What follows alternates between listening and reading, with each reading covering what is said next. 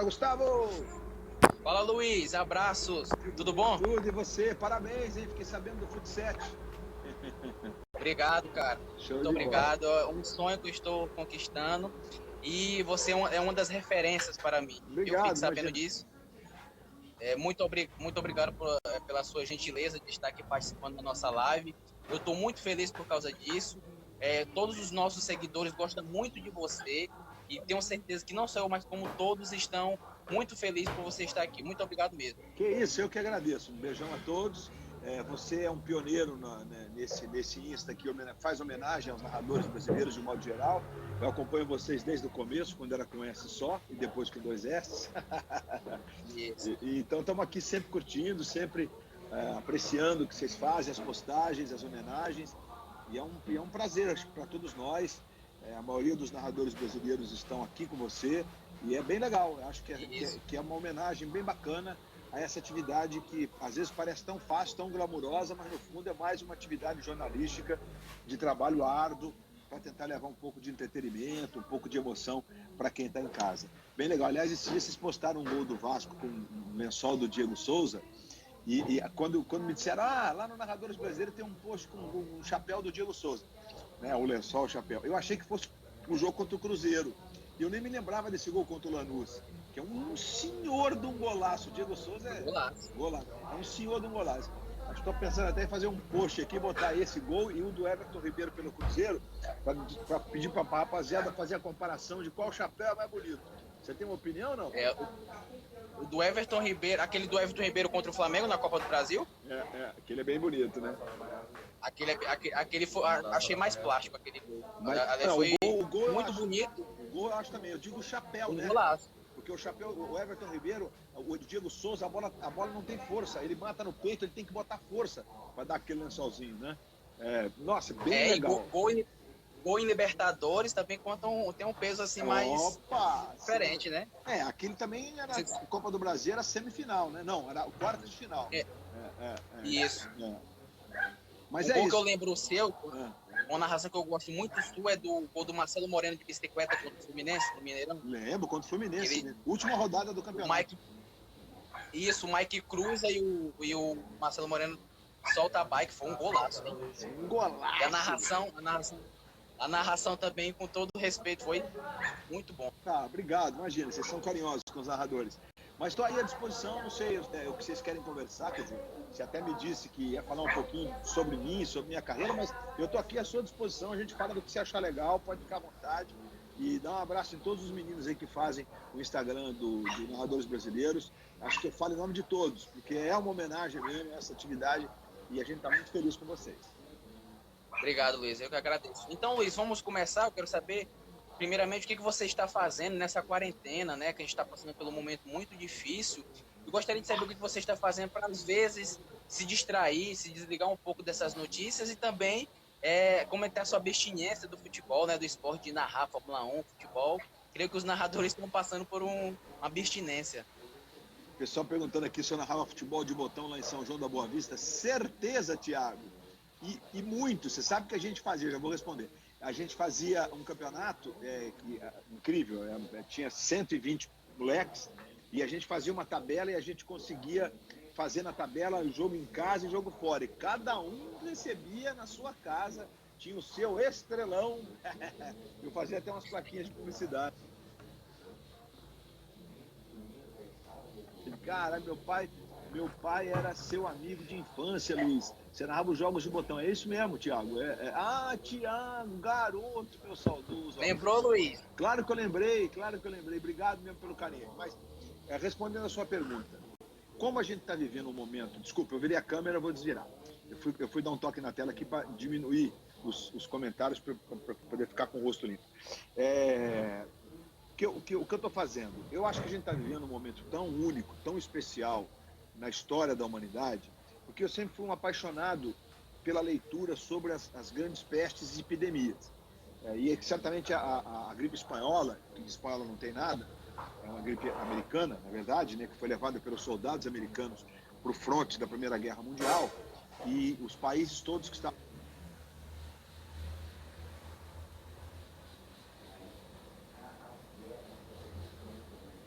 participam na guerra boicotavam a informação. Porque o que me encantou na história da gripe espanhola, primeiramente, foi a cobertura do jornalismo livre. E a Espanha não boicotava a informação. A Espanha dizia: os soldados estão morrendo de uma gripe, os soldados estão morrendo de uma gripe. Por isso foi a gripe espanhola. O presidente eleito do Brasil, Rodrigues Alves, em 1918, morreu de gripe espanhola. Então, enfim, eu estou acompanhando muito a cobertura da imprensa, da mídia tradicional brasileira e estrangeira, quando eu posso, quando dá, porque eu estou priorizando os acontecimentos do Brasil, né? De tudo que tem sido dito, tanto do ponto de vista político, e eu fico bem assim, triste quando há uma disputa política em torno de uma pandemia, que isso não devia estar acontecendo, a gente devia estar absolutamente pensando nas vidas. E aí, outro dia, no primeiro Redação Home Office, não sei se a galera está acompanhando, a gente está fazendo um Redação Home Office, que é um programa especial. Seleção também, né? Seleção também, seleção caseira. É um programa especial para televisão, que é feito todo remoto. Né? O pessoal faz, quem coloca no ar o jornal e tal, também está remoto, está de casa. Todo mundo em casa. Todo mundo em casa. E no primeiro programa eu tinha acompanhado um noticiário, acho que foi da BBC, que a Dinamarca tinha feito um lockdown, um isolamento e um fechamento da economia lá atrás por 90 dias. E a Dinamarca conseguiu, eu não consigo cortar o cabelo, né? Você passou máquina, né, danado? Ficou bom, acho que eu vou passar a máquina também aqui. Mas carequinha assim não vai ficar bom. Tá vendo? Não, tá bom. Mas Luiz, aqui tá igual. Rapaz, aqui eu tô ficando careca, cara. Tá, acredita? Dessa idade? Não, tá não, vai demorar. Tá bom. A maquininha... É igual piscina, tá dando pra ver o fundo já. Maquininha 4 ou 5, aí fica bem legal. Beleza, show de bola, facilita a parada. E aí, a Dinamarca, então, aí o ministro da Economia deu uma entrevista, ou para a BBC, ou para a TV espanhola, não me lembro agora, dizendo exatamente isso, que a epidemia, a pandemia, se ela não fosse contida, seria pior para a economia. O ministro da Economia falando. Então eles fecharam tudo por 90 dias, futebol, teatro, escolas e tudo mais. E agora, no fim do mês, completa esse período de 90 dias. Então a Dinamarca deve voltar, inclusive, às aulas. E tem um número baixíssimo de infectados e mortos. Então está claro, né, que o isolamento social é a única saída. É uma grande bobagem falar fora disso. É uma grande bobagem, porque as pessoas morrendo, nada faz sentido. A vida só faz sentido vivendo, pô. É o dom mais precioso que Deus nos deu, né? Então, é isso tudo para dizer que, nesse período, eu tenho acompanhado mesmo a mídia convencional. Eu acho que a cobertura é de altíssimo nível, com profissionais da saúde, os mais variados, os cientistas do mundo inteiro, dando entrevistas, esclarecendo. E hoje, a FDA, né, que é o órgão que regulamenta as drogas nos Estados Unidos, os remédios, estudos foram feitos, não existe nenhuma droga nesse momento que possa combater a Covid-19, que são os sintomas do coronavírus, não existe. Alguns outros estão em estudo, talvez o estudo seja mais aprofundado, mas nesse momento não tem perspectiva de vacina. E ontem, nessa cobertura, o que mais me encantou foi uma entrevista do Dr. Robert Gallo, que foi aquele que conseguiu descobrir o HIV em 1984, quando foi divulgado para o mundo. Ele acha que a gente tem que primeiro ir para uma vacina que te imunize por 4, 5 meses, enquanto se estuda a possibilidade de uma vacina para o coronavírus, para o novo coronavírus. E ele diz que a possibilidade existe através, isso vai ser estudado agora, com o apoio da FDA americana, que é esse órgão que regulamenta as medicações lá, de que a vacina para paralisia infantil possa nos provocar uma imunidade de 2 a 4 meses, de 2 a 6 meses. Você pode ir para a rua, tentar trabalhar, e aí fazendo uso dessa vacina, que provou-se não ter efeitos colaterais ao longo de tantos e tantos anos, né? Já estamos com 40 anos que existe essa vacina. Então, enfim, são notícias tão importantes que fazem com que a gente reflita, e isso tudo também volta para o nosso mercado, porque muita gente diz, mês que vem volta a campeonato, volta. Não dá para voltar o mês que vem, lamentavelmente. Vamos esperar as coisas andarem para a gente ver quando que a gente vai poder falar em voltar, né? Você cuida dos abraços aí para os nossos colegas do Instagram? Cuida. Tá bombando aqui, Luiz. Pô, que legal, mais adoro os corações. Olha lá, que xeré, aqui no Ceará, rapaz. Eu tô em Fortaleza, sabe que eu sou cidadão cearense, né? E o Abreu, rapaz, que legal, grande. Paulo Henrique, Vasco, Luiz Roberto, você fera. Obrigado pela moral que você deu no Campeonato Brasileiro em Aracaju, me defendendo da punição que eles queriam para um ano no beach soccer. Ah, eu me lembro, neném, garoto, valeu! Valeu mesmo, porque eu me lembro de foi o campeonato brasileiro de futebol, de beach soccer, foi disputado, inclusive, nesse caso aí lá em Aracaju. Fala, garoto. Você sabe que eu moro em Teresina e de Teresina só é um pulo para Fortaleza. É um pulinho. Bem pertinho mesmo. O Jefferson de Ubajara tá aqui com a gente, Wagner, Diego, o Ítalo também tá aqui com a gente de Salvador. Alô, Salvador, abraços pra galera. Então, galera, vamos compartilhar a página, chamar todo mundo para participar, que essa fera tá aqui com a gente. Então, Luiz, vamos falar um pouco do começo da sua carreira lá em São João da Boa Vista, a terra que você fala tanto nas transmissões. Como era a sua carreira, o início da sua carreira, se você sempre quis ser narrador, então você quis ser outra coisa, enfim, gostaria que você compartilhasse essas curiosidades para o nosso público e também para mim. Cajazeiras, da Paraíba, Maceió, Alagoas, valeu, Jaquiel. Muita gente, que legal. Caruaru, Pernambuco, Felipe, valeu, garoto. Seguinte, na verdade, foi assim, eu queria ser repórter, mas eu estudava, naquele tempo era assim que definia, era o segundo grau, eu estava no primeiro colegial, e aí eu fui candidato ao centro acadêmico da escola que eu estudava, Instituto de Educação Cristiano Osório de Oliveira. Lá o pessoal falando, seu conterrâneo, Luiz Roberto Robson Barroso, William Santiago de Natal, que legal, né? Muita gente. Coraçõezinhos aí, por favor, coraçõezinhos. E aí... Bom demais, só os corações. Aí, garoto, sabe ninguém? E aí eu fui eleito lá presidente do centro acadêmico, e a escola que eu estudava representava a cidade numa competição que existe lá até hoje, no interior de São Paulo, chamada Jogos Abertos do Interior. São mais de 5.000 atletas, a chamada Olimpíada Caipira. E a escola mandava, representando São João da Boa Vista, o vôlei masculino, o basquete masculino e o basquete feminino.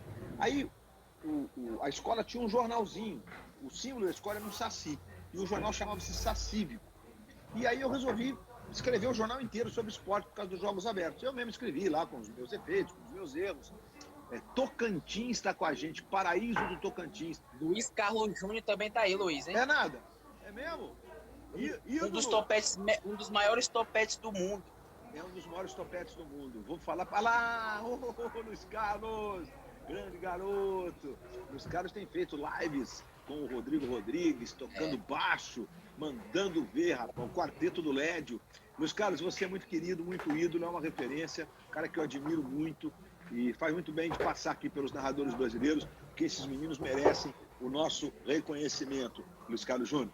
Mas completando, Luiz, ouve aí junto com a gente, daqui a pouco manda mais mensagem, Luiz Carlos. Feira de Santana da Bahia também está com a gente. Aí, teve um senhor que era presidente da Liga Sanjoanense de Esportes, que englobava a Liga de Futebol, chamado Célio Braga. E ele tinha um programa na Rádio Piratininga de São João da Boa Vista, tô adorando os coraçõezinhos. Laranja, vermelho, azul, verde, muito amarelo. Coração. Mas Salvador também está aqui, valeu. Deixa eu ver aqui o nome. Manaus também está por aqui. Manaus. Manda um abraço pro grupo Comando. Ah, beleza, Bruno, show de bola. Elton Garcia, América, o maior do interior de São Paulo, lá em São José do Rio Preto. Eu fui muito no estádio Mário Alves de Mendonça. Narrei muito. Luiz Carlos Júnior e Luiz Roberto Demúcio. Valeu, Léo, obrigado. E aí, fala sobre o Palmeiras São João da Boa Vista, que é alvinegro.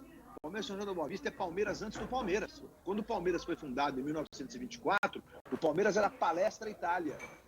Então, assim, o Palmeiras... Eu vi você falando uma vez na transmissão sobre isso. E aí, o Célio Braga ele tinha um programa na Rádio Piratininga de São João da Boa Vista que se chamava O Esporte Amador é Notícia. E aí ele me convidou, porque eu escrevia lá para ir lá ler o que eu escrevia no jornal. Sobre jogos abertos na rádio, era de sábado de noite, 7 da noite. Aí eu ia e narrava, lendo o que eu tinha escrito, para não ter erro. Era um moleque de 15 para 16 anos, por isso que também já vou completar 43 de profissão, né? Mas eu não conto aí, eu conto a partir de junho. Isso foi um pouco antes, mas foi no mesmo ano. Eu conto a partir de junho, que foi quando eu realmente comecei a trabalhar na rádio, chamado pela rádio, né? Sou conterrâneo, Arthur, Terezinha, administrador, sou conterrâneo do administrador da página, Terezinha.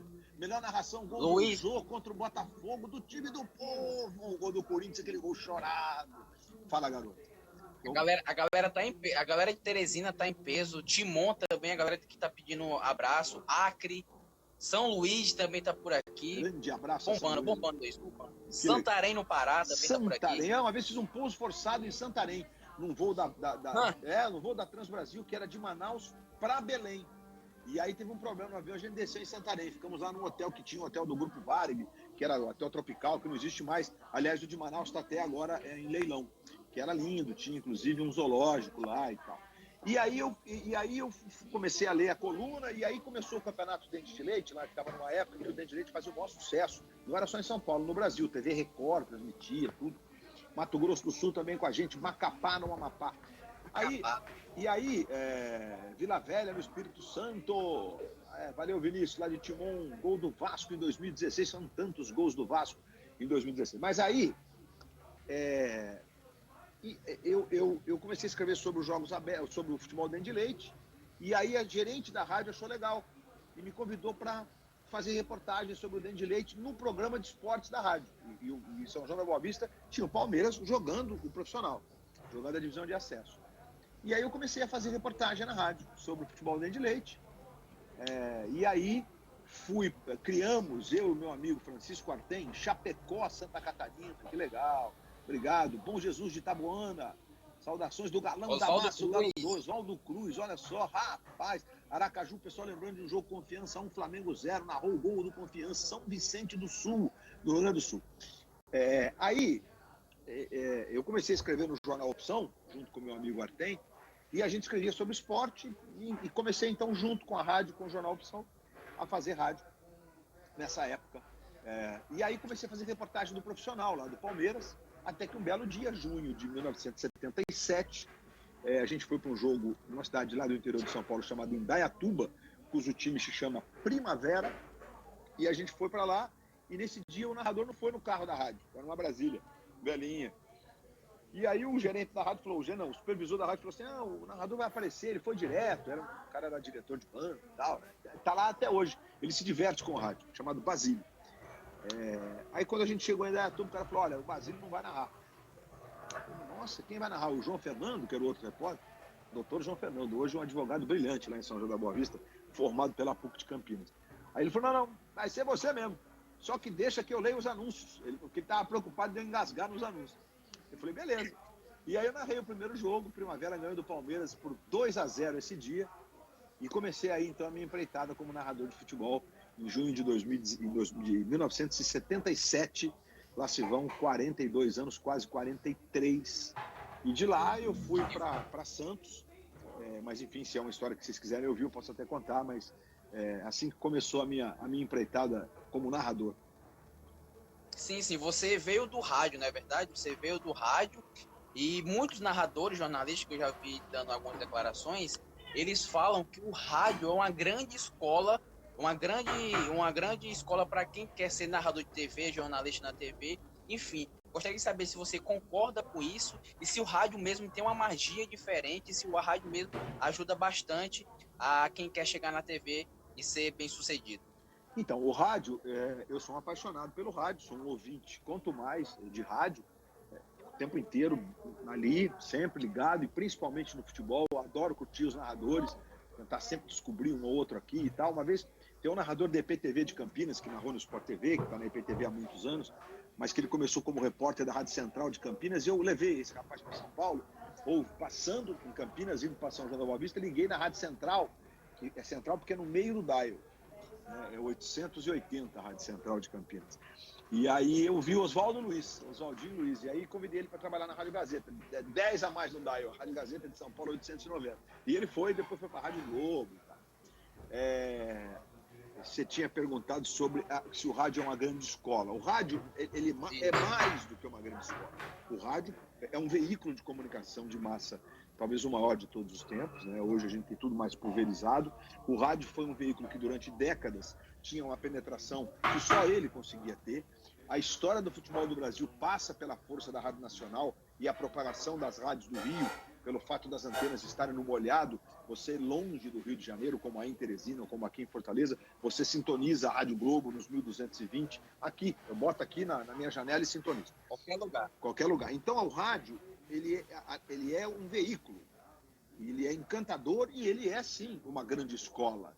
Você no rádio, você acaba exercitando suas valências de agilidade, de tomar pequenas decisões. Agora, são veículos diferentes, né?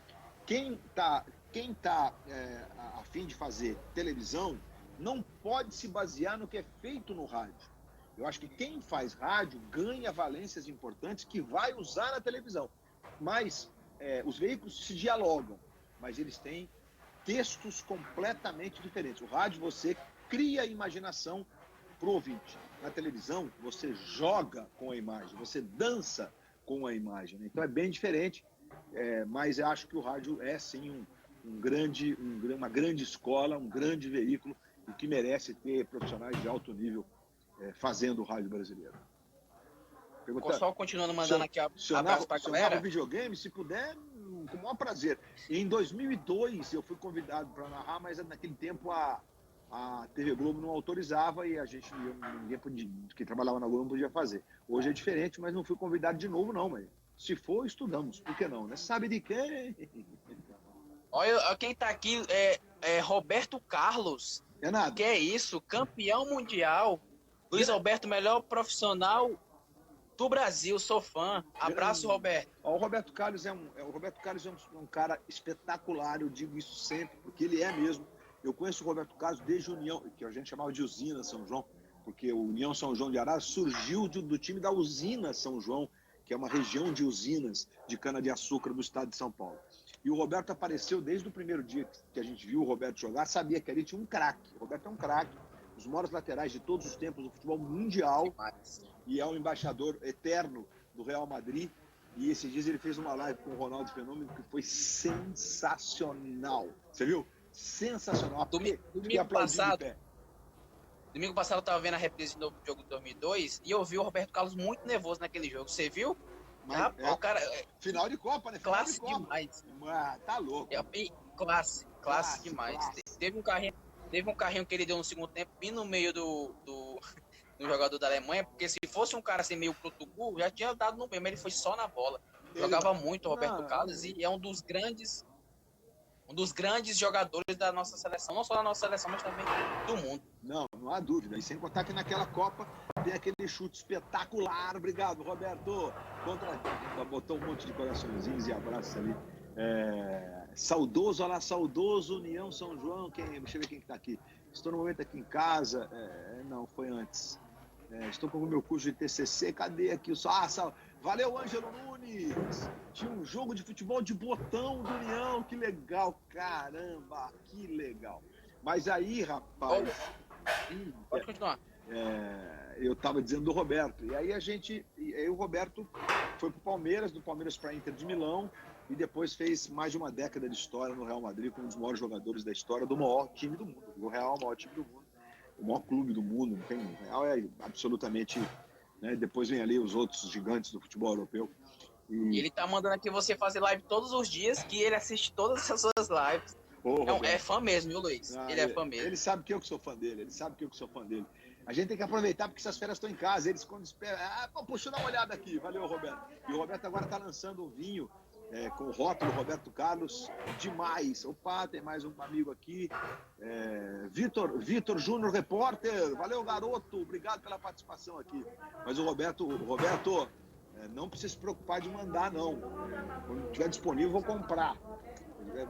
E você vê que coisa, eu tive na Espanha, quase que eu fui lá dar um abraço no Roberto, mas eu tinha me recuperado de uma sinusite, e aí a gente foi na época do frio, e a gente resolveu ficar no sul da Espanha, e realmente demos sorte, porque eu e minha mulher, a gente deu sorte porque estava relativamente quente para a época, né, 18, 17 de noite, 10, 11, mas de noite você não sai, fica no vento, vai direto na lanchonete comer, no restaurante, e a gente voltou no dia 20 de janeiro, ou seja, 2 semanas depois, o coronavírus estava na Espanha. Sorte, muita sorte. Mas o Roberto é muito querido. O Roberto é um genial. A mulherada tá por aqui também, Luiz Alberto. Simone tá por aqui, Cristiane Isa, Narima, a mulherada também tá em peso aqui curtindo a nossa live. Pegando aí o gancho da gente que tá falando do Roberto Carlos, Copa do Mundo, enfim, gostaria de saber quando foi sua primeira Copa do Mundo, você como narrador mesmo ou como jornalista repórter, e também conta um pouco da como foi sua primeira Copa do Mundo pela TV Globo, se eu não me engano, foi em 98, não é isso? Isso mesmo. A primeira Copa foi em 86, a Copa do Mundo do México, a Copa do Maradona, evidentemente. Embora se o Brasil tivesse passado, não sei se a Argentina seria campeã, né? Mas o Brasil, eu acho que sim. Eles estavam o time não era, o time tinha assim, aquele time da Argentina tinha a dupla de zaga que tinha um cara leve, tal, que fez até um gol na final, mas tinha o Ruggeri, que era o Brown, né, que fez um gol de cabeça na final, e tinha o Ruggeri mal, os jogadores mais maus que eu me lembro na história do futebol mundial. Maldosos no sentido de do chegar jogo. duro e na maldade. Isso, na maldade, ia mesmo na maldade. Mas jogava muito, então impunha não só segurança, mas respeito à zaga da Argentina. E do meio para frente você tinha Valdano, Burruchaga, sem contar o Maradona, evidentemente, que fez uma Copa de tirar o fôlego. Seria difícil. Mas nosso time era bom, pegando os pênaltis para a França, no jogo que o Zico bateu um pênalti que o Bates pegou, né? O Bates pegou. Muita gente aqui, cara, fico encantado. Jogo, eu vi um vídeo desse jogo, que o Brasil foi eliminado, o Brasil perdeu vários gols. Vários, o Brasil dominou o jogo da França. O gol da França foi do Platini, né? Com fé no pé, valeu, Ian Vitor. Qual o jogador mais chato? Difícil. Tem um monte de jogador chato que quer ficar jogo e tal. Mas tem muitos que são chatos, mas que jogam muito, né? Eu acho que o Felipe Melo é um chato, mas joga muito. Eu jogando, eu sou Maradona chato. ou Zico? Eu jogando, eu sou chato. Zico. Sou Zico. Maradona ou Zico? Zico. Maradona gênio. Zico gênio. O Zico foi mais uniforme. Mais clássico. Eu digo que tinha mais classe. O Maradona era lúdico, né? Luiz é Messi. Zico. Messi. Bom, não entendi aqui. Top 3. É Messi. Sim, o Messi é gênio. Todos ali. Zico, Messi. Esses aí, com mais um ou outro, talvez o Zidane, talvez o Cruyff mais atrás, e aí alguns outros, como Puskás, Di Stefano, eles estão ali num planeta Juazeiro do Norte com a gente. Que legal, rapaz. Terra do Padre Cícero. Jonathan, valeu, garoto. O MC Lopes está falando aqui que você é um narrador com classe. Opa, narrador com classe. Belém do Pará com a gente, o Gerson. Rivaldo, Ronaldinho. Diferentes, né? Diferentes. Pedro Arthur também tá com a gente, dizendo que é pra gente respeitar o Cristiano Ronaldo. Respeitamos, claro, posso colocar ele aí. CR7, ele é menos lúdico, né? Ele é um jogador assim mais físico, mas tá louco. O cara é um dos grandes. Ele tá nesse planeta aí, todos. Tem um Pelé aqui assim, ó, que sai, você fica na nuvem, e aí vem esse planeta com esses gênios todos. Messi, o Maradona, planeta Pelé é separado de tudo. Separado de tudo. De tudo. Não tem como comparar. Itapetininga, no interior de São Paulo. Valeu, Xará! Ei, meu Deus do céu. Ei, trem bom. Bom Jesus da Lapa, na Bahia. Cearense. Adeus falando que o Neymar pode ser o melhor do mundo. Claro que pode. Pode ser. Pode ser. Realmente pode ser. Mas é isso. Marcos ou Ceni? Nossa, que pergunta difícil. Qual foi que ele perguntou? Não peguei aqui. Marcos, goleiro. Marcos ou Rogério Ceni? O Ceni foi campeão do mundo também em 2002. Ele era o terceiro goleiro, enfim, um dos goleiros, né? O Marcos era o titular. O Marcão na Copa, foi um goleiro espetacular. Agora, o Rogério é um dos jogadores mais espetaculares dos últimos anos do futebol mundial. Ninguém faz 100 e tantos gols à toa. Ninguém agarra o que ele... A partida do Rogério no jogo contra o Liverpool é daquelas que você fala... Fenomenal. Se você fala assim, meu Deus do céu, o cara agarrou até pensamento naquele Mundial e fez gol naquele Mundial na semifinal. Eu não sou São Paulino, né? Mas eu torço pro Flamengo, todo mundo já sabe. Mas o maior goleiro para mim da história é o Rogério Ceni, o maior goleiro. O Ceni tecnicamente, enfim, é uma líder dentro do campo, dentro do vestiário. Enfim, para mim ele é o maior goleiro da história do futebol. Ele merece até ser mais valorizado do que ele é. Eu acho. Aqui valeu. A galera também. Deixa eu mandar um abraço aqui pro Gusta, dizendo que eu sou chato pra caramba. Obrigado, garoto, não tem problema. Ninguém é unanimidade, pode ficar tranquilo que eu aceito e respeito. E o Everton perguntando daquele Inglaterra e Colômbia. Cara, aquele jogo, a Inglaterra que vive vaiando, o jogador brasileiro que se joga, aquele jogo eles ficaram se jogando no segundo tempo. O jogo tava 1-0, um gol do, sabe, de Kane, de pênalti. E aí o Mina empatou lá no finzinho de cabeça naquele escanteio, depois que o Pickford fez uma defesa espetacular no chute do Uribe, do meio de campo. O Roger Machado, o Roger Flores falou, meu Deus, falou, ele tava com o microfone aberto, vazou e eu gritando, Pickford, e ele, meu Deus, mas valeu, ficou legal, ficou coadjuvante no escanteio e saiu o gol. Pegando o gancho dessa Copa aí, Luiz, teve muita pergunta, muitas pessoas falaram comigo, perguntando daquele jogo da Alemanha contra a Suécia, que foi um dos maiores jogos da Copa, um dos melhores jogos da Copa, e também, cara, foi tecnicamente um dos seus melhores jogos. Não sou a grande pessoa para jogar, tecnicamente se alguém é bom na narração, mas eu gostei muito dessa narração desse jogo especificamente. E, cara, uma das cenas que mais me chamou a atenção foi quando o Toni Kroos fez o gol. Aí o Roger Flores, tem a imagem da cabine, o Roger Flores pega e abraça um colega de imprensa. Enfim, para mim foi um dos jogos mais memoráveis daquela Copa do Mundo. E também queria saber como foi esse jogo para você, que foi um drama vivido pela Alemanha. Enfim, quero que você fale um pouco desse jogo, porque a galera falou muito desse jogo aqui nos comentários. Olha, esse jogo é um dos jogos mais legais que eu acompanhei de perto por alguns motivos. Primeiro que foi a última grande atuação da Alemanha, que começou a ser construída campeã do mundo lá na África. Não foi nem na Alemanha. A Alemanha, alguns caras que jogaram a Copa da Alemanha em 2006 estavam, sim, no Brasil. Mas na África do Sul a gente teve aquele time que tacou 4 na Argentina, né? A gente já teve aquele time... Você narrou, inclusive. Eu narrei, inclusive. Não tá bom de memória, moleque. Isso aqui é um Wikipedia humano. É Google, é um Google. E aí, nesse jogo, a Alemanha precisava ganhar o jogo para continuar viva na Copa do Mundo, e o jogo foi em Sochi. E aí a gente foi para Sochi, eu e o Roger, a gente falando do jogo e tal, né? E será que a Alemanha vai conseguir se recuperar daquela atuação que não foi ruim contra o México? A Alemanha dominou até o jogo contra o México, né? Aí o México fez um gol no contra-ataque e tal, e o professor Osório e acabou ganhando o jogo de 1-0. No dia que o Brasil estreou na Copa, inclusive. Mas aí esse jogo tem algumas nuances assim espetaculares. A Suécia fez uma grande partida. E a Alemanha teve que virar o jogo. E o que aconteceu? O goleiro também pegou tudo. Pegou impressionante o que ele pegou. E aí a Alemanha, num dado momento do segundo tempo, ela fica com o jogador machucado. E aí o técnico da Alemanha levanta os dois braços na beira do campo, meio que dando um sinal assim, né? O que será que ele está fazendo? Ele botou o time em modo de espera, quando você joga com 10, mas que vai ter de volta daqui a pouco o 11º, porque ele não queria fazer outra substituição. Ele podia fazer, ele tinha mais uma. E aí foi impressionante, um time que estava abafando a Suécia, com os dois braços levantados do Joachim Löw, o time volta, planta no seu campo, forma 2 linhas de 4, como se fosse um jogador expulso, para esperar voltar para o jogo. E aí o time, quando volta para o jogo, a frieza daqueles jogadores, eu acho o Toni Kroos um craque, né? A frieza, os jogadores da Alemanha não rifaram a bola, não fizeram um chuveirinho, foi algo assim sensacional. E aí saiu o gol do Toni Kroos, num chute maravilhoso, né?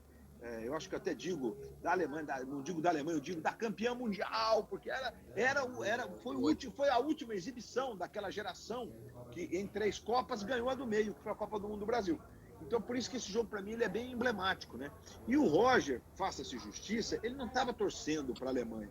É que houve um momento em que o alemão do lado dele, ele contou depois dessa história. O cara disse, puxa vida, o time está jogando bem. Ele falou, não, está merecendo ganhar. Ele se virou lá no inglês dele com o cara, o time está merecendo ganhar. Então, quando a Alemanha faz o gol, o alemão que está ali do lado, eles se cumprimentam, o alemão vem que agradeceu o Roger, como, nossa, você estava prevendo, né, que a Alemanha ia fazer mais um gol.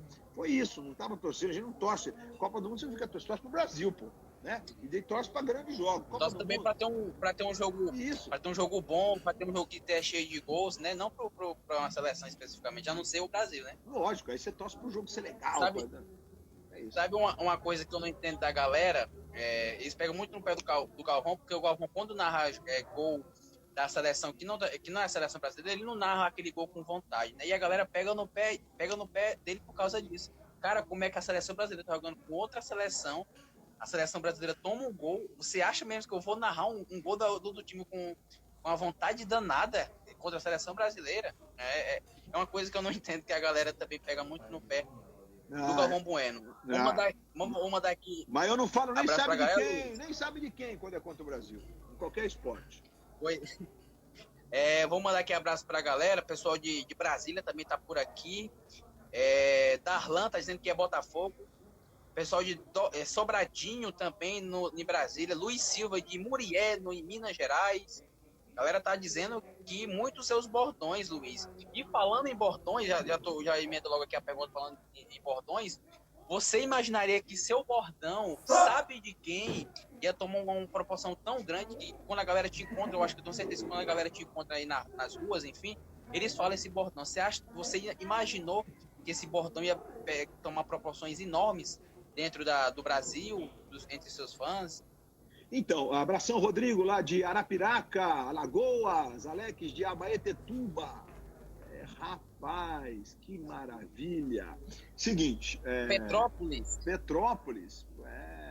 Bom Jesus Tabapuana, já até falei. Teresópolis, a terra do Alexandre Júnior, nosso narrador, que é muito seu fã. Eita, nós, Alexandre Júnior, Ilhéus da Bahia. Gente, sabe de quem surgiu no jogo Brasil e França em 2016 de vôlei? Com o Wallace, o Tandy que primeiro falou, né? Quando o Wallace fez um monte de pontos aquele dia, o jogo era dramático. Na primeira fase, mas se o Brasil perdesse em grupo de 5 não teria se classificado, que tinha perdido 2 dos 4 jogos anteriores, né? O Brasil perdeu dos Estados Unidos e da Rússia, e depois ganhou deles nas fases seguintes, e terminou campeão. Itapipoca com a gente, Santos e Flamengo 5-4, um dos grandes jogos, foi mesmo, Barra Mansa, Rio de Janeiro, fala do Esporte Clube do Recife, Esporte Clube do Recife, Leão da Ilha do Retiro, Pernambuco conosco. E aí, o Wallace fez um ponto na sequência, aí eu perguntei pro Tandy, mas pô, Tandy, aí mais um ponto, sabe de quem, Tandy? Do Wallace, tal. Ficou uma brincadeira. E aí, só usei pro Wallace, na Olimpíada tinha alguns bordões, né? Era Lucão, no chão. No chão. Lipe, Lucarelli. Foi daí que saiu o gol, pra mudar um pouco. E aí o Wallace, de vez em quando eu falava o Wallace só para provocar a galera. Eu falava, é o Wallace, não é o Wallace. Mas e aí depois de uns meses o Brasil foi campeão olímpico e isso potencializou o sabe de quem, né? Obviamente, e as outras coisas que eu estava usando ali. E aí a gente teve, depois disso, alguns jogos que o filho do Eric Faria, o Bernardo, me pediu a título do Paysandu na Copa dos Campeões de 2002. Foi mesmo. Foi contra o Palmeiras ou foi contra o Cruzeiro? Contra o Cruzeiro. 2 jogos contra o Cruzeiro. O Cruzeiro ganhou o primeiro. E aí o Paysandu ganhou o segundo, que foi aqui em Fortaleza e foi para os pênaltis. E o Papão da Curuzu foi campeão da Copa. Eu tinha 3 anos. Eu tinha 3 aninhos de idade, mas eu me lembro que você trabalhou nesse jogo. Aí o pessoal falando saudade do torneio de vôlei masculino de 2016, nem me fala. No Maracanãzinho, Olimpíada no Brasil, isso é sonho, né? Isso é sonho. Será que vai acontecer de novo? Aí, o Bernardo, filho do Eric, falou, pô, tio Luiz, aí, usa no gol do Guerreiro, porque o filho do Eric torce pro Flamengo. Aí eu fui pro jogo, o Flamengo fez até um gol, galera do Timbu mandou um abraço para você, sua narração, em homenagem aos aflitos. É isso mesmo. Foi emocionante, obrigado. Com o maior prazer, cara. Uma pena ser Recife, Pernambuco, o Brasil, eu sou apaixonado pelo meu país. Bom, tô aqui, né? Tô aqui em Fortaleza. E aí, eu fui, depois não usei o gol do Guerreiro. Segundo semestre de 2016. Aí fui para um jogo do Fluminense no domingo e tal. Aí saiu um gol lá, mandei um sabe de quem. A pessoa falou, nossa, que legal. Aí comecei a usar. E aí a Copa do Mundo potencializou. Aí eu comecei a usar Pirapora, Minas Gerais também com a gente. Comecei a usar outros bordões, com fé no pé, acho que foi até no gol do sabe de quem, acho que foi com fé no pé, na hora de bater o pênalti. Enfim, o nome da emoção, que eu já usava na Rádio Globo há muitos anos, porque a televisão teve um período que não usava bordões, né? E depois passou a usar e tal. E Batalha no Piauí com a gente, Aracaju. E aí, na Copa, foi realmente... explodiu e tal, de vez, o sabe de quem, né? E os jogos importantes, legais. Copa do Mundo, como diz o Eric Faria... Né? É top. Tem uma narração. Aí, tem só narração, não sei se é bordão. Pode falar. Pode não, continuar, completar, porque depois da Copa, eu fui lembrado por amigos e tal, tem um colega narrador que narrava em Santos, não está narrando mais, mas está lá firme, trabalhando e tal, na Rádio Santos, chamado Edson Calegares, que ele usava, assim, não sabe de quem, para gols do Santos.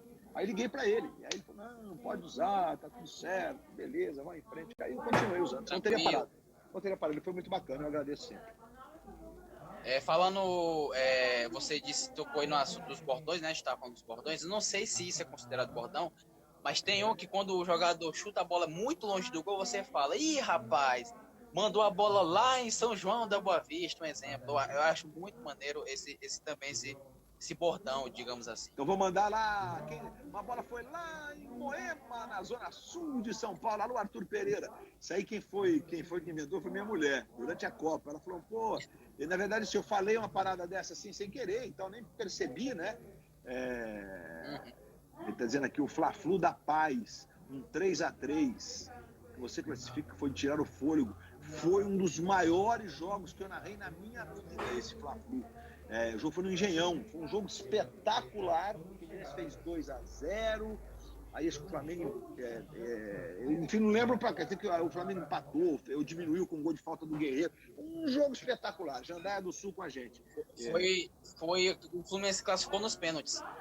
Foi, nos pênaltis. O jogo foi para os pênaltis. Foi campeão ou se classificou? Não lembro. Campeão de uma das taças nos pênaltis. Né? Quem bateu o último pênalti foi o Marco Júnior. Marquinhos Júnior. Nossa, onde eu estava? Me perdi o fio da meada aqui para falar com a galera. A gente estava falando sobre os bordões e tudo mais, que você falou com sua esposa. Ela que mandou. Aí ela falou, pô, manda isso e tal. Aí eu pedi algumas sugestões no Instagram. Durante a Copa, o pessoal mandou alguns nomes de cidades. E de vez em quando eu mando aí para cidades bem, digamos, que não são tão faladas assim, eu dou prioridade para elas. Foi bem legal. O rapaz aqui tá dizendo, abraço aqui pro Cris Nairo também, e o Thiago tá falando aqui do Fla-Flu da Sul-Americana. Outro 3-3. Dos grandes jogos também. O Fluminense chegou a fazer 3-1, o Flamengo empatou com um gol de cabeça do Ilharão, e que se classificou, lembra? Isso. Foi, o Viseu fez o Everton Ribeiro fez um gol também. Se eu não, o Viseu fez o gol no passe do Everton Ribeiro. Foi, o Viseu fez de canhota, o 3-2, e depois o Arão empatou 3-3 de cabeça, já no finzinho do jogo. Seguindo essa linha aí de Copa do Mundo, enfim, os eventos, é claro que Copa do Mundo e Olimpíadas são eventos marcantes, né, na vida de qualquer narrador, mas quando acontece na sua casa, no seu país, tem um gosto diferente de trabalhar, né? Eu digo porque teve as Olimpíadas aqui no Brasil, que você narrou o Ouro Olímpico, teve a Copa do Mundo, que você viajou muito durante um mês na Copa, né? Às vezes estava lá em Manaus e depois estava em Porto Alegre, enfim. Tem um gosto especial realmente narrar grandes eventos no seu país de origem, né, Luiz? Não tem nenhuma dúvida. Isso aí porque você imagina, quando o Brasil conquistou a sede dos Jogos Pan-Americanos, que não é tão difícil assim, né? Já foi a segunda vez que o Brasil foi sede dos Jogos Pan-Americanos, a primeira foi em São Paulo, como na Copa também, o Brasil foi sede da Copa de 50, mas ali tinha um componente importante que o mundo tinha recém saído da Segunda Grande Guerra, a Europa estava praticamente destruída, suas grandes cidades, suas grandes capitais, então a Copa tinha mesmo que ser realizada, até respeitando o rodízio, né, de 38 para 50, que a gente ficou sem Copa do Mundo de 42 e 46, 38 foi na Europa, e aí era Europa, América veio para a América. Quem é esse prego aí em cima? Prego? Será? Aonde que tem prego? Aqui em casa? Não. Aqui é uma luz, ó. Tô vendo, não. Aqui é uma luz. É isso, ali é a porta da cozinha, e aqui é uma varandinha que tem uma churrasqueirinha gás ali. Churrasqueirinha, pro churrasquinho. E é isso. Aí, quando o Brasil conquistou o direito de sediar a Copa, a gente não comemorou tanto, porque politicamente a CBF trabalhou bem, não houve concorrência, porque ainda a gente tinha a história de respeitar o rodízio de continentes, né? E aí foi isso. A gente fez a Copa, foi uma Copa espetacular, a Copa do Brasil foi maravilhosa, e os Jogos Olímpicos, sim, foi a primeira vez que a gente saiu dos países, digamos, desenvolvidos, que a Coreia do Sul a Coreia do Sul é um país quase desenvolvido, digamos assim, foi sede dos Jogos em 88, e no Hemisfério Sul a gente teve Melbourne e Sydney, na Austrália, ambos na Austrália, como sede. Depois disso, a América Latina, então, nem pensar, quer dizer, a América do Sul, perdão, nem pensar. A gente teve no México, que é a América do Norte, a América Latina, nem pensar. Enfim, então foi demais mesmo. Assim, era quase que uma coisa assim inimaginável você ter uma Olimpíada sendo disputada no Brasil. É realmente demais, demais. Outro esporte que eu vejo que você se Pessoal falando amar aqui do PSG e Barcelona, do 6-1. Foi realmente mesmo que ser realizada, até respeitando o rodízio, né, de 38 para 50, que a gente ficou sem Copa do Mundo de 42 e 46. 38 foi na Europa, e aí era Europa, América veio para América. Quem é esse prego aí em cima? Prego? Será? Aonde que tem prego aqui em casa? Não. Aqui é uma luz, ó. tô vendo, não. Aqui é uma luz. É isso, ali é a porta da cozinha, e aqui é uma varandinha que tem uma churrasqueirinha a gás ali. Churrasqueirinha, pro churrasquinho. E é isso. Aí, quando o Brasil conquistou o direito de sediar a Copa, a gente não comemorou tanto, porque politicamente a CBF trabalhou bem, não houve concorrência, porque ainda a gente tinha a história de respeitar o rodízio de continentes, né? E aí foi isso. A gente fez a Copa, foi uma Copa espetacular, a Copa do Brasil foi maravilhosa.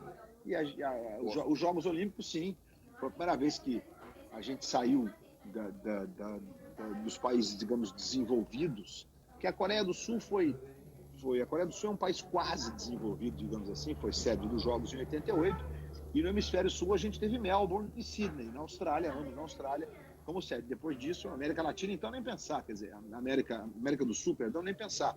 A gente teve no México, que é a América do Norte, a América Latina, nem pensar. Enfim, então foi demais mesmo. E, assim, era quase que uma coisa assim inimaginável você ter uma Olimpíada sendo disputada no Brasil. Realmente demais, demais. Outro esporte que eu vejo que você se falando amar aqui do PSG e Barcelona, o 6-1. Foi realmente memorável. Foi manchado, não, foi memorável mesmo. Manchado porque teve negócio de um pênalti, que não foi, mas... discutir. Eu particularmente não achei que foi pênalti, né? É discutível o lance, mas eu particularmente não achei que foi pênalti. Eu fiquei bastante raiva, porque eu não... vou confessar aqui uma coisa, Luiz, mas fica em segredo, viu? Então, eu não gosto do Barcelona, tá? De jeito nenhum. Nem o jogo do Barcelona assisto. Não. Então, não fala pra ninguém não, viu? Tá bom. Esse povão que tava te acompanhando, ele tá sabendo agora. Então, eu vejo também que você curte muito em narrar a Fórmula 1. Você se empolga narrando a Fórmula 1. Eu não sou muito de acompanhar a Fórmula 1, mas quando você e o Galvão tá narrando, eu paro para ver. Eu queria saber como é essa sua ligação com a Fórmula 1. Se é um dos, vamos dizer assim, 3 esportes, modalidades que você gosta de narrar, os 3 esportes que você mais gosta de narrar. Bom, a Fórmula 1 faz parte da minha vida, né? A Fórmula 1, desde de moleque, nos anos 70, quando a gente teve a primeira corrida de exibição de Fórmula 1, não valia pelo calendário em São Paulo. Se você, depois da explicação, se você quiser contar a história lá do Ayrton Senna, enfim, pra galera saber, pode ficar à vontade também. Tá bom. Sim. Aí já falo agora aqui, tentando otimizar o nosso tempo, daqui a pouco vai acabar a nossa live. Eu fui para Interlagos, não fui nessa corrida que o Carlos Reutemann, argentino, ganhou, na corrida de exibição. Foi meio que a inauguração, digamos assim, do Autódromo de Interlagos. A primeira corrida que eu fui foi uma dobradinha brasileira que o Zé Carlos Patti, que dá nome ao autódromo, venceu, a única vitória da vida dele, com o Emerson em segundo. Anos 70 isso, né? E depois frequentar Interlagos fez parte mesmo da minha vida. E depois eu comecei a fazer a cobertura da Fórmula 1 quando fui trabalhar no rádio. Na Rádio Globo, eu passei a acompanhar em loco as corridas, revezava as viagens com o Oscar Ulisses, que está na Rádio Globo até hoje. Inclusive estava na corrida de Imola, que faleceu o Ayrton Senna, né? O Ayrton Senna morreu. Estava até com o telefone celular, o cara que fez as entrevistas ao vivo. Não foi mérito, foi uma sorte. O telefone celular era do comentarista que vivia na Europa e estava em Roma internacional naquele fim de semana. E durante de 88 até 95, eu fiquei viajando, fazendo corridas de Fórmula 1 pela Rádio Globo. E depois que eu vim para a TV Globo, depois de alguns anos, né, praticamente era só o Galvão que narrava as corridas, eu comecei também a narrar uma corrida ou outra, e hoje em dia dá para narrar uma ou outra. Quando o Galvão não pode, estamos lá narrando a Fórmula 1, e eu gosto muito, sou muito ligado, e narrei 11 anos de Stock Car na TV Globo e tal. Muita gente dizendo aqui que eu, com 5 anos, ouvia a Fórmula 1 na Rádio Globo. Valeu, Luiz Sterna. Show de bola, garoto. Que legal. Bacana. Bom, são muitas perguntas. Eu tá mandando aqui abraço, dizendo que você é o melhor narrador, falando do jogo da Inglaterra contra a Colômbia. O Vitinho dizendo que você é um dos grandes narradores do Brasil, dizendo que o Maestro Júnior também é um grande comentarista. Galera que tá em peso, Luiz. Luiz, outra coisa que a galera também me perguntou. Pessoal falando do gol do Marcelinho, Carioca na Vila Belmiro, que é um gol que tem chapéu contra também. Santos. Contra o Santos. Esse jogo eu narrei na Rádio Globo de São Paulo, é um dos gols com chapéu. Posso botar esse chapéu também naquela enquete, hein, rapaz? Aí, ó. Hein? Não, pra mim ali foi eu posso mudar meu voto? Pode. Aquele ali foi genial do Marcelo. Tem um outro chapéu também que eu vou lembrar pra você, pra te provocar, tá bom? O do Alex, do Rogério Ceni. São Paulo e Palmeiras do Morumbi. No Morumbi. Mas esse eu não narrei. Eu me lembro do Oscar Ulisses narrando, que ele fala até golão, alguma coisa assim do tipo. Oscar Ulisses narrou isso. Oscar é narradorzaço. Um dia desse eu tava conversando com... Tem coisas que acontecem na nossa vida que a gente às vezes não acredita, como falar com você. Um dia desse eu tava falando com o Oscar Ulisses, cara, eu não acreditei. Eu tava falando com ele, trocando WhatsApp com ele, enfim, acontece coisas assim que na nossa vida a gente não espera e não entende. E seguindo nessa linha das perguntas da galera, vamos pegar aqui uma pergunta da galera. O Matheus falou aqui, perguntou para me perguntar para você sobre aquele gol do Gabigol no segundo gol da Libertadores, que você falou empata. Muitas pessoas pediram para me perguntar isso para você. E para ser bem sincero, como eu sou flamenguista, eu não ouvi a narração ao vivo na hora do jogo. Eu não consegui ouvir a narração dos gols, né? Porque eu já estava gritando. Mas depois eu ouvi uma narração belíssima, como sempre. Mas a galera me pergunta muito isso, né? Eu acho que ele também pergunta para você muito isso sobre o segundo gol do Gabigol. Então, eu acho que foi uma mistura de primeiro, o empate estava muito na cabeça ali, que tinha acabado de acontecer, e aí os comentaristas estavam falando do Flamengo ter empatado o jogo, né? Tava até o Júnior na hora, e foi um ato falho. Paciência, fazer o quê?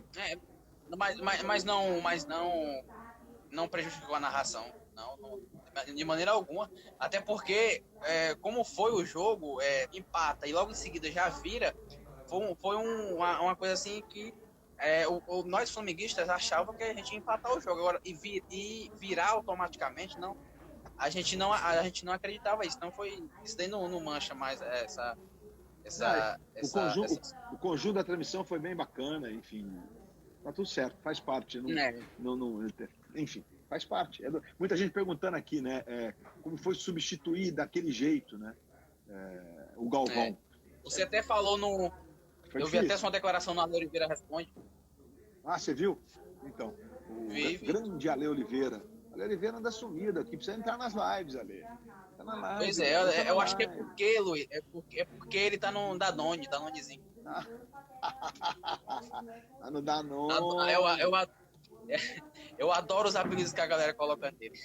Então, rapaz, eu cheguei, eu tava em Fortaleza, me chamaram, 1h30 depois eu peguei um voo, 3 horas e pouco depois eu estava no Rio, e aí a gente ficou na dúvida porque não tinha espaço nos voos e tal. Aí no fim da tarde apareceu um outro voo extra, e eu consegui embarcar no mesmo dia para Lima. Cheguei na sexta-feira de manhã, fui direto para o hospital,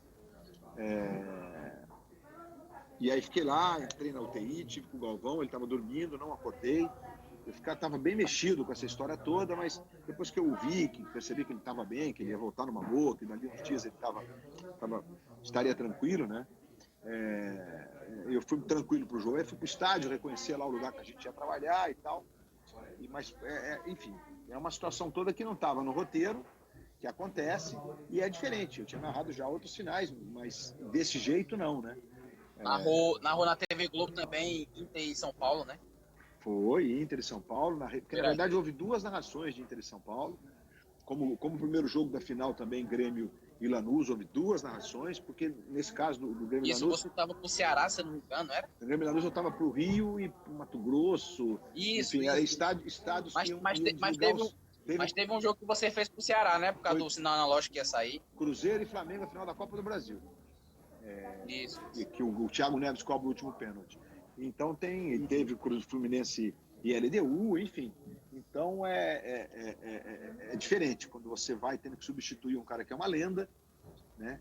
Que é um gigante da história da televisão brasileira, e aí você tem que dar conta do recado, ir lá e fazer o seu papel. E não é só, mas não é só isso ou aquilo, tem que ir lá e fazer o dia inteiro, tem que dar conta o dia inteiro.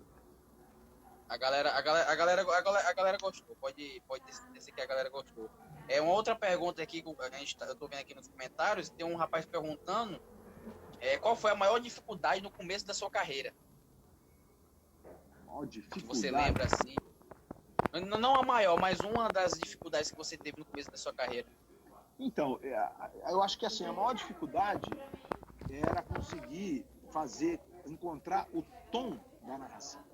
Porque o narrador, ele já trafega num tom mais alto, né? A gente não narra assim, como eu estou falando com você. A gente, quando a bola vai se aproximando da área, a gente sobe o tom. E no começo eu sentia dificuldade, eu sentia assim, eu não me sentia confortável. Inclusive, que você está dizendo que tem dificuldade, tem outra pergunta também, você já pode emendar ela também, que como é que você conseguiu adquirir esse fôlego para narrar jogos 90 minutos, 120? Então, aí você tem que ter um equilíbrio. Então, encontrar o tom certo e se poupar, ou seja, véspera de jogo, você tem que ter uma boa noite de sono, né? Você tem que, não adianta você, sei lá, ir para a noite e no dia seguinte querer estar inteiro para narrar um jogo. Não vai dar, principalmente por causa do reflexo, né, de quem está com a bola e tudo mais. E tomar as decisões que devem ser tomadas e tal. Então tem que se guardar e cuidar da voz, beber muita água. E esse talvez tenha sido a minha maior dificuldade. Eu acho que eu levei uns 2 anos para encontrar o meu tom e me sentir confortável na hora do jogo, entendeu? De estar ali narrando e não estar preocupado com a voz. Será que a voz vai acabar? Será que a voz não vai acabar? Claro que tem jogo, nem sempre você está normal, né?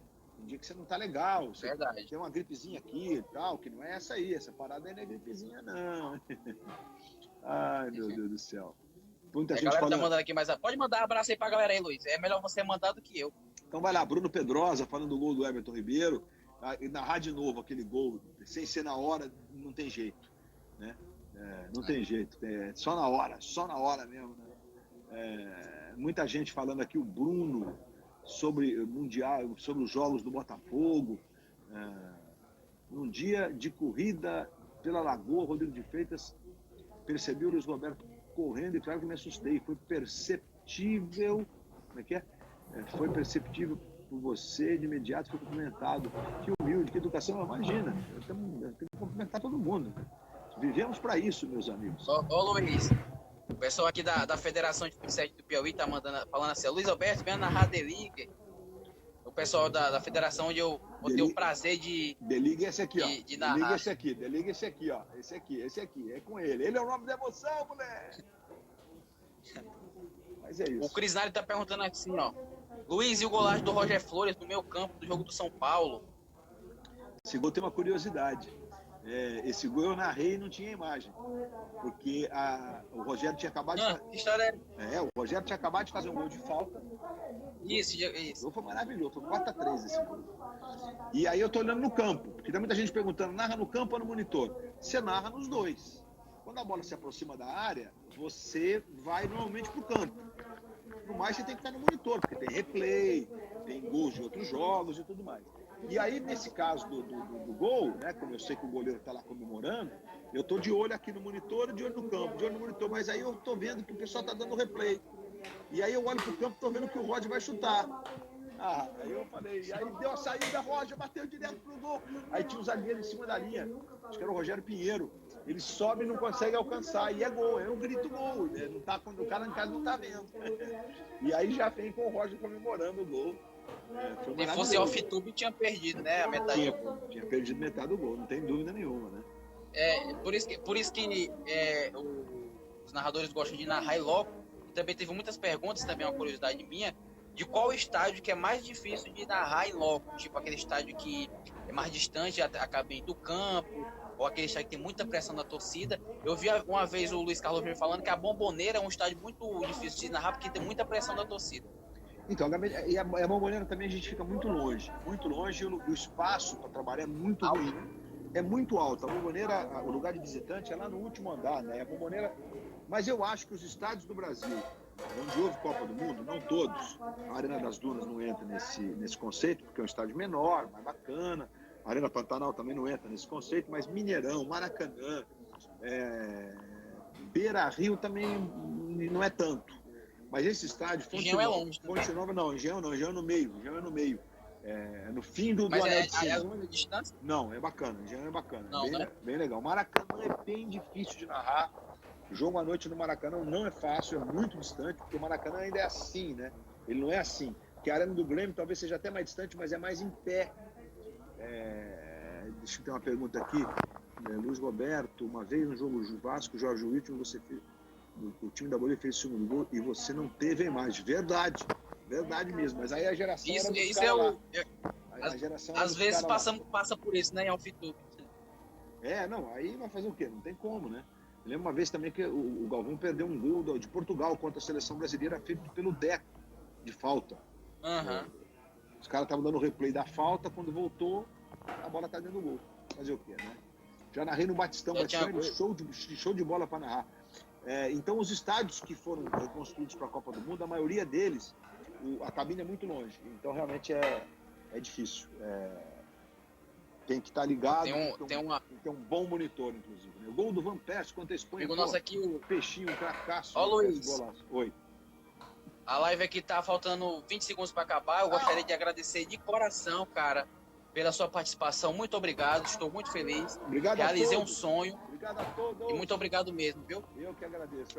Obrigado, gente. Vai acabar, deixa acabar. Tchau. Fiquem com Deus. Obrigado pelos corações. Luiz. Obrigado pelas críticas também. Obrigado pelas perguntas. Obrigado por tudo. Tamo junto.